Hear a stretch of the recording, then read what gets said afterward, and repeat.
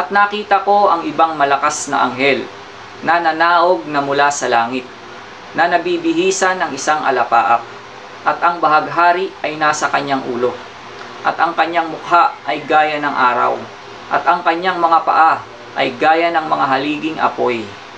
At may isang maliit na aklat na bukas sa kanyang kamay, at itinungtong ang kanyang kanang paa sa dagat, at ang kanyang kaliwa ay sa lupa. At sumigaw ng malakas na tinig na gaya ng leon na umaangal. At pagkasigaw niya ay ang 7 kulog ay umugong. At pagkaugong ng 7 kulog ay isusulat ko sana. At narinig ko ang isang tinig na mula sa langit na nagsasabi, "Tatakan mo ang mga bagay na sinalita ng 7 kulog at huwag mong isulat."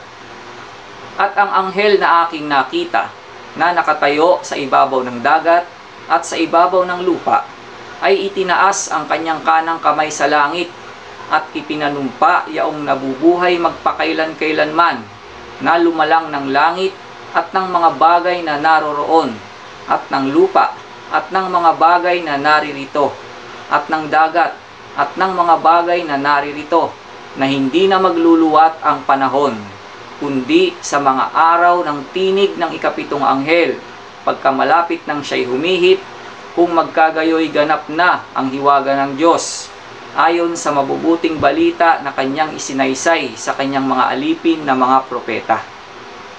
At ang tinig na aking narinig na mula sa langit ay muling nagsalita sa akin at nagsabi, "Humayo ka, kunin mo ang aklat na bukas sa kamay ng anghel na nakatayo sa ibabaw ng dagat at sa ibabaw ng lupa."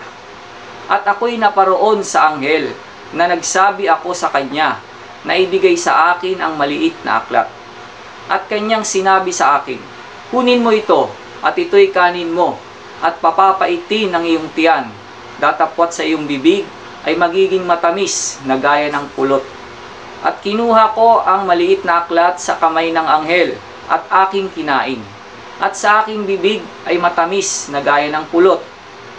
At ng aking makain ay pumait ang aking tiyan.